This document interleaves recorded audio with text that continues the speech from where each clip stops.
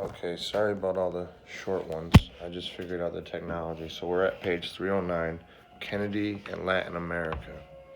The United States has been deeply involved in the affairs of Latin America since early in its history. Latin American nations often resented such intervention, and United States policies sometimes left a legacy of anger and hostility. In the 1960s, the United States had an uneasy relationship with many Latin American nations. While President Kennedy supported this Cold War policy begun under President Truman, Kennedy hoped to warm ties with Latin America through the Alliance for Progress. Some of President Kennedy's most significant foreign policy decisions involved Latin America. The Alliance for Progress. Kennedy hoped to improve relations with Latin America and stop the spread of communism there through the Alliance for Progress, which pledged $20 billion to help economic development in the region. However, funds often went to aid progressive governments simply because they were anti-communist. The Bay of Pigs. After President Kennedy took office, he approved a CIA, Central Intelligence Agency, plan to overthrow Fidel Castro, the communist leader of Cuba. The plan called for Cuban exiles supplied with U.S. arms, material, and training to invade Cuba and set off a popular uprising against Castro. The invasion took place on April 17, 1961, at a location called the Bay of Pigs, about 90 miles from Havana. No uprising followed, and Castro's troops quickly crushed the invading forces, to the embarrassment of Kennedy and the United States government. The Cuban Missile Crisis. Fearing another U.S. invasion attempt, Castro agreed to a Soviet plan to base nuclear missiles aimed at the United States and Cuba. Kennedy learned of the plan while the bases were under construction. On October 22, 1962, he announced a naval blockade or quarantine of Cuba and demanded that the Soviets withdraw the missiles. The Cuban Missile Crisis brought the United States and the Soviet Union to the brink of war, but the Soviets backed down and withdrew their missiles. Kennedy had clearly demonstrated that the United States would not tolerate a Soviet presence in the Western Hemisphere just 90 miles from its shores.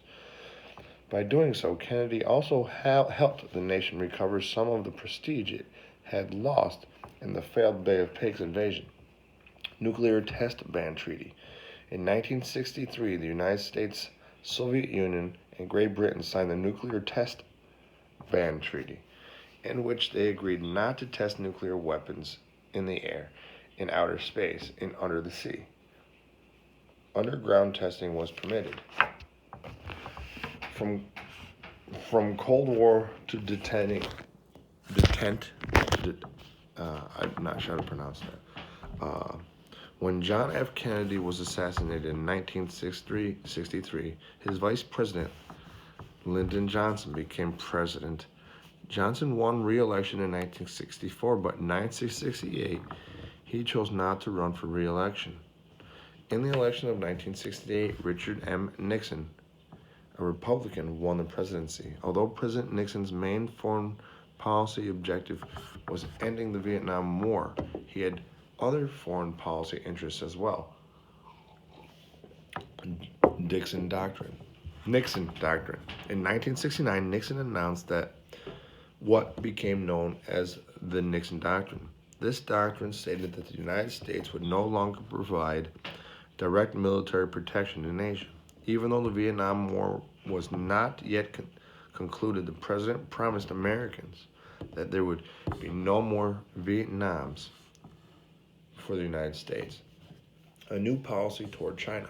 The United States had not had diplomatic relations with the People's Republic since 1949 Communist Revolution. Under President Nixon, the United States adopted a new foreign policy toward China.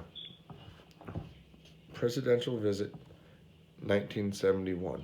Nixon stunned Americans by announcing that he had accepted an invitation to visit China. On February 21, 1972, Nixon arrived in China. National Security Advisor Henry Kissinger accompanied the president on his peace mission, opening the door.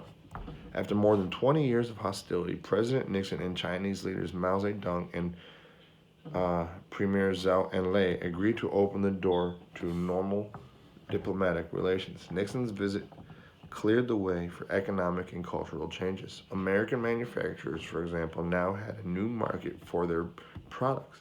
By following a policy toward China that was separate from the Soviet Union, Nixon underscored the splits that had occurred within communism.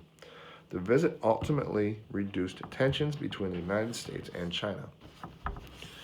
A new policy toward Soviet Union. Nixon balanced his openness with China by looking for ways to ease tensions with the Soviet Union, China's communist rival. Détente. Nixon and Kissinger shaped a policy called détente. The goal of a détente was to bring about a warming in the Cold War. It was called an effort to thaw the icy relationship in the Cold War era. In contrast to President Truman's policy of containment, President Nixon's policy of détente was designed to prevent open conflict. During the Nixon administration, the foreign policy of the United States was shaped by realpolitik, a political philosophy favored by Kissinger. The meaning of realpolitik is power politics. Therefore, in its dealings with China and the Soviet Union, the United States made its decision based on what is needed to maintain its own strength, regardless of world opinion. President Nixon underscored his willingness to pursue détente by visiting the Soviet Union in May of 1972. He was the first president since World War II to make such a journey. SALT. While in Moscow, Nixon opened what became known as the Strategic Arms Limitations Talks, or SALT. These talks led to a 1972 agreement called the SALT Agreement. The agreement set limits on the number of defensive missile sites and strategic offensive missiles each nation would keep. Nixon's space program. Advances in the space program occurred during the Nixon administration. In 1969, the American astronaut Neil Armstrong became the first person to walk on the moon. The triumph of seeing Armstrong plant a United States flag on the moon's surface marked a bright spot in an otherwise troubled decade. The Watergate Affair. In 1972, the Republicans nominated Nixon for re-election. The Democrats selected George McGovern. President Nixon claimed credit for bringing down inflation and scoring foreign policy triumphs abroad. Abroad is overseas. He swept to victory, carrying the largest popular majority in United States history. Yet, less than 2 years later, Nixon resigned from office. What happened? An illegal break-in to wiretap phones in the Democratic Party headquarters with electronic surveillance equipment. Where? Watergate Towers, an apartment complex in Washington, D.C. When? June 17, 1972. Who? The committee to re-elect the president, acting with the knowledge of several high-level Nixon advisors. Why? To secure information to undermine the Democratic campaign against Nixon. The cover-up. Police captured the burglars who carried evidence linking them to the White House. Nixon did not know about the plan until after it happened. However, he then ordered a cover-up, which was a crime under federal law. The investigation. Reporters from Washington Post probed into the case, now known as the Watergate scandal, but the reports did not handle Nixon's re-election. When, in 1973, the Senate set up a committee to look into illegal, improper, and unethical activities in the 1972 election. For more than a year, the state committee came closer and closer to implicating President Nixon. Resignation of Agnew. While the Watergate hearings were underway, the Justice Department charged Vice President Spiro Agnew with income tax evasion. Agnew resigned, and Nixon appointed Gerald F. Ford, the minority leader of the House of Representatives, as vice president. The tapes. In mid-1973, the Senate committee learned what the White House had kept tape recordings of key conversations between Nixon and his top aides. Nixon refused to turn over the tapes. During the summer, the committee opened the hearings to television. The televised proceedings had the appeal of a soap opera as millions of Americans watched. Nixon resignation. The situation ended when the Supreme Court ordered Nixon to surrender the tapes in its ruling in United States v. Richard Nixon. Based on evidence on the tapes, the House Judiciary Committee began voting on articles of impeachment against the president. To avoid impeachment, Nixon resigned on August 9, 1974, becoming the first president to do so. On noon of that day, Gerald Ford took the oath of office. Ford became the first non-elected president to fill the office of vice president. Ford named Nelson Rockefeller, the former governor of New York. The significance of Watergate. Although Nixon was never charged with any specific crimes, President Ford pardoned him. Ford hoped to end what he called our long national nightmare. Many of Nixon's advisors, however, were found guilty of crimes and sentenced to prison. The incident showed, as Ford put it, that the Constitution works. The system of checks and balances had stopped Nixon from placing the presidency above the law. One impact of the Watergate scandal was a decline in the public's trust in government. New regulations limited campaign donations and the actions of some lobbyists. We can move on to page 313. We're on chapter 9, section 4, the growth of tensions and conflict in the Middle East. We'll do the section overview on this one this time. When World War II ended in 1945, 6 million Jews had died in the Holocaust across Europe. Many Jews who survived were living in refugee camps and displaced person camps. Thousands of Jews were trying to return to what they considered their ancient and native homeland, Palestine. By 1948, the State of Israel had been created. However, it led to discord and conflict between Arabs and Jews.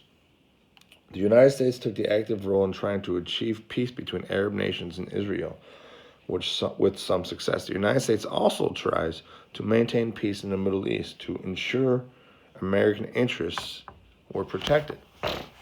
We'll skip down to the creation of the State of Israel. When the horrific events of the Holocaust became known around the world after World War II, support for the creation of the Jewish nation in Palestine grew. However, the region in Palestine that was in question was the homeland of Palestinian Arabs who had been living in the region for thousands of years. To resolve the issue, the UN partitioned or divided the region into Arab state and the Jewish state. Although the State of Israel was quickly recognized by the United States as well as the Soviet Union, the battle of Israel's existence was far from over. Tensions between Jews and Arabs would often lead to conflict and outright war. Review the chart on the next page to learn about the struggle in establishing and maintaining the nation of Israel. So here's our chart. The title of it is called Israel Becomes a Nation and Defends Its Sovereignty. So we have dates going down the left column and then the event going on the right column. In 1945, it says World War II ends and the events of the Holocaust are made public worldwide. In 1947, the United States partitions or divided Palestine between Jews and Arabs. In May of 1948, Great Britain's withdrawal from the area takes effect. Israel declares itself an independent nation. In May of 1948, also the United States and the Soviet Union formally recognize the nation as Israel. Again, in May of 1948, 6 neighboring Arab nations invade Israel. Israel defeats its invaders, gaining large tracts of Arab land and causing over 700,000 Arabs to become refugees. In 1956, the Suez Canal in Egypt is nationalized or taken over by the Egyptian government. Egypt closes the canal to Israeli shipping, supported by the British and the French. Israel invades Egypt. The UN stationing in UN emergency force on the Egyptian side of the Egypt-Israel border leads Israel to withdraw and Egypt to reopen the canal. In 1967, Israel wins the 6-day war against Egypt, Jordan, and Syria. Israel, or sorry, yeah, Israel gained significant additional lands. In 1967, 8 Arab nations meet and agree on the Khartoum Resolution that expresses their stance against the state of Israel. No peace with Israel, no recognition of Israel, no negotiations with it. And in 1973, Yom Kippur War, a Jewish high holy day, is started by Egypt and Syria. Israel defeats its attackers, and the United States helps negotiate a ceasefire agreement. So now we'll move on to the next part of the reading. Right down at the bottom of 314, organizations working against Israel. Excuse me. The Palestine Liberation Organization, the PLO, was established in 1964.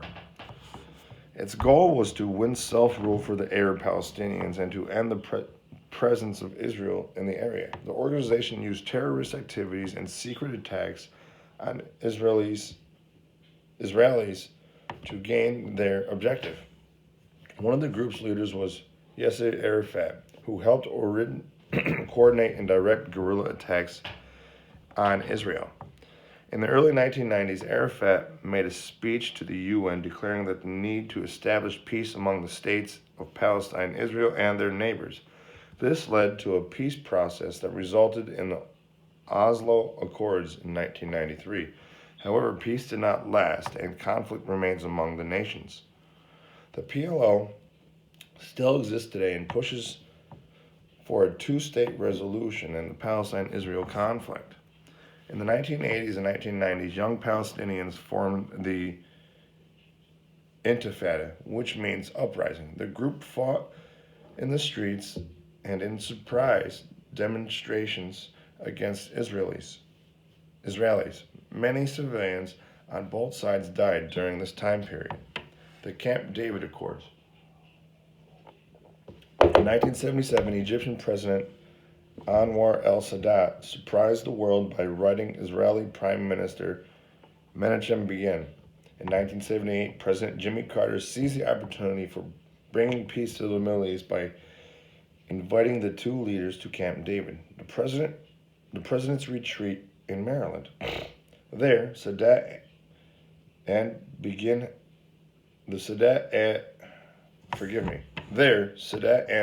hammered out the terms for a peace treaty known as the Camp David Accords. The two leaders signed the treaty in 1979. Other Arab nations, however, still refused to recognize Israel. Sadat was later assassinated by Muslims opposed to Sadat's goals for peace.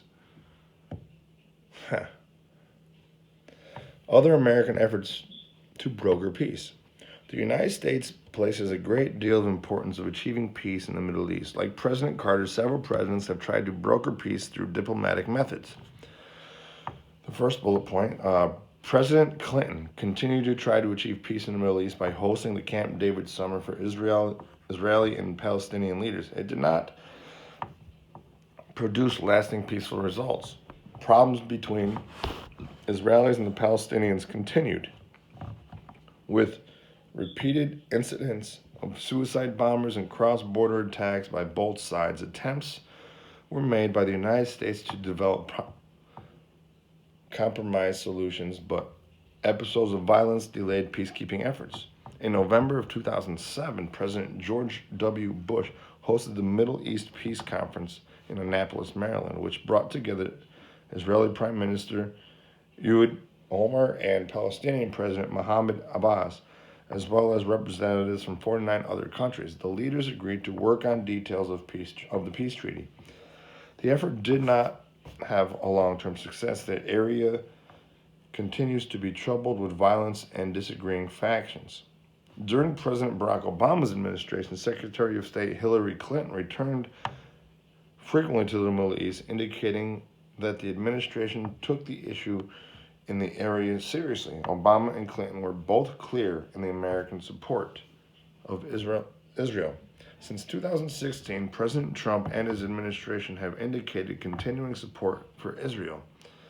The president's son-in-law, Jared Kushner, acting for the president, has made multiple trips to Israel. The United States is an important ally to Israel. Israel benefits from the support of its much larger and more powerful friend. Israel's safety and security are also important to the United States. The United States seeks, with many world nations, to see peace and an end to wars in the Middle East. There are ongoing problems in the negotiations of peace between the Arabs and Israel. Currently, Israel has lost some support from its new Arab friends as the Palestinian issues remain unresolved. Oil, a source of tension in the Middle East. Achieving peace in the Middle East is not just dependent on Arab-Israel relations, but also on a key resource, oil. Over 65% of the world's oil reserves are located in the Middle East. This valuable commodity has been the source of conflict in the region as nations vie for control over the prized resource.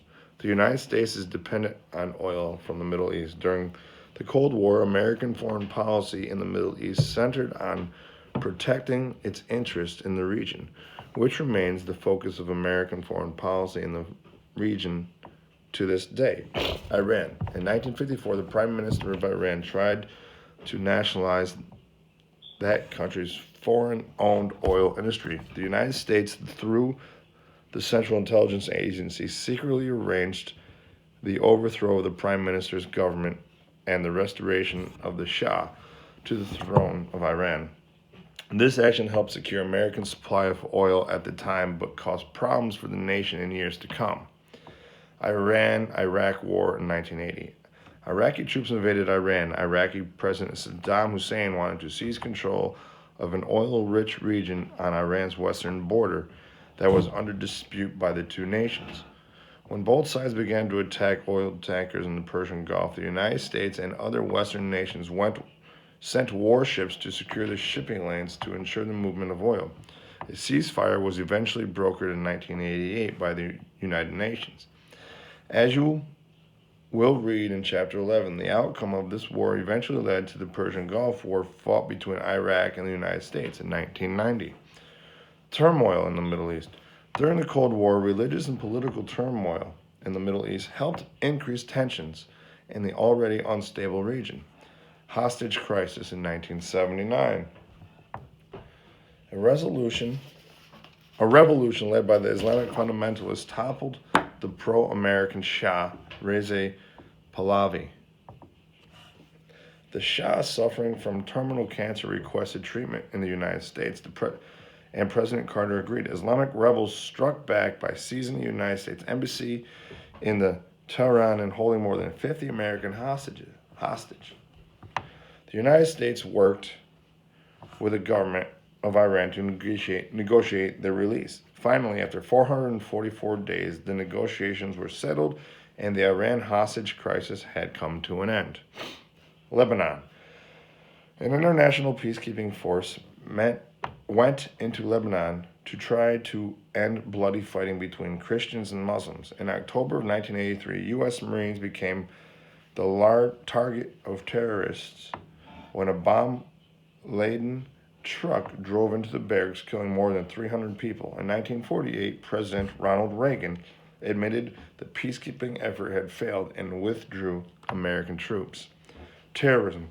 Global concern was raised by the increase of terrorism or random acts of violence to promote a political cause. In the Middle East, in some countries, Islamic fundamentalists engaged in terrorism against those believed to be enemies of Islam. Political terrorist groups such as Al-Qaeda and ISIS grew out of the unrest in the Middle East during the Cold War. In Chapter 11, you will learn about the effects terrorism had on the United States and the world as a whole. So now we got Chapter 9, Section 5. We only have 2 pages, really, and then we're done with the reading. The section overview: the Berlin Wall separating the democratic city of West Berlin from the communist city of Berlin. served as a powerful and visible symbol of the Cold War from 1961 to 1989. During those 28 years, many people died trying to illegally cross through or get over the wall. The differences in standards of living on either side were clearly visible. West Berlin was a vibrant, bustling city like other cities of its type in Western Europe and the United States. East Berlin changed little from post war days and damaged or gloomy architecture and limited consumer goods. Berlin was a divided city. As a divided city was an example of the world of a comparison between democracy and capitalism and communist politics and economics. When the wall was pulled down unexpectedly in 1989, it not only opened the door to East Berlin, but to all Eastern Europe and the changes that were to follow. Post World War II. Since World War II, the division of Germany into the communist East Germany and a democratic West Germany had added to Cold War tensions. President John F. Kennedy and Soviet Premier Nikita Khrushchev met in Austria in June 1961 to discuss relations between the United States and the Soviet Union. Khrushchev thought that the Bay of Pigs disaster revealed American weakness, and he tried to threaten Kennedy into removing NATO troops from Europe. Instead, Kennedy increased U.S. military and financial commitment to West Germany. The building of the Berlin Wall. Response to the American moves came in August 1961 when East German government built a wall between East and West Berlin. The Berlin Wall was meant to stop the flood of East Germans escaping to freedom in the West and quickly became a symbol of tyranny. In June of 1963, Kennedy visited West Berlin, renewing the American commitment to defend the city in Western Europe. In a famous speech, he said that he and all people who wanted freedom were citizens of Berlin. Renewal of détente. In 1985, Mikhail Gorbachev became the new charismatic leader of the Soviet Union. Gorbachev criticized some of Reagan's defense policies and called for a renewal of détente. Gorbachev helped further relations by announcing his new policies of glasnost and perestroika. Gorbachev's policy of glasnost called for greater openness, including increased political freedom in the Soviet Union and Eastern Europe. This new attitude of the Soviet government was welcomed by both citizens of the Soviet Union and the Western world as well. The individual republics that had been united into the Soviet Union decades before began to think about the possibility of regaining their political and economic independence. Perestroika. The Soviet Union had been following the communist economic system since the Russian Revolution in 1917. This means that they had a command economy. The government owned and controlled all economic enterprise. The Soviet Union suffered such huge losses of life and damage to businesses and infrastructure during World War II that it was unable to compete economically during the post-war years with the United States or even recovering Western Europe. Remember, Western Europe was receiving aid as a result of the Marshall Plan and the Truman Doctrine in the immediate post-war years. The policy of perestroika allowed a measure of free enterprise to improve economic conditions within the Soviet Union. The very gradual transformation to a market economy was another welcome beginning to Soviet citizens. The standard of living in the Soviet Union and the other countries in Eastern Europe under Soviet domination lagged far behind the modernizing and industrializing United States and Western Europe.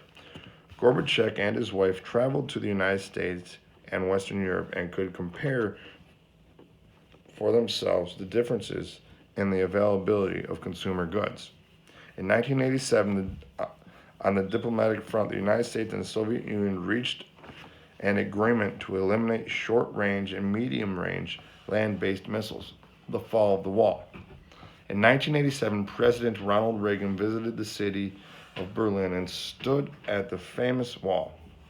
He challenged the Soviets to tear down the wall. The Berlin Wall stood as a strong Cold War symbol until 1989. In that year, political change sweeping through Eastern Europe led East Germany to tear down the wall. By October of 1990, the rapid political changes in the region had led to the reunification of the two Germanys as a single nation for the first time since the end of World War II. New nations are established and former nations are reemerged. The impact of Gorbachev's policies encouraged independence movements in the Baltic Republic of Lithuania, Latvia, and Estonia. In Poland in 1989, the first free elections in 50 years occurred. By 1991, the Soviet Union as a union was no more. The former republics declared themselves independent states such as Russia, Ukraine, Georgia, Uzbekistan, and others. This was not an easy process, as many of the newly independent areas had to deal with ethnic minorities within their borders. In Eastern Europe, Czechoslovakia is split into the Czech Republic and Slovakia. In December of 1991, Gorbachev resigned as the changes he had encouraged occurred, and his hardline communist leaders worked against these changes. This concludes the reading. I hope you enjoyed it. Any questions, feel free to email me.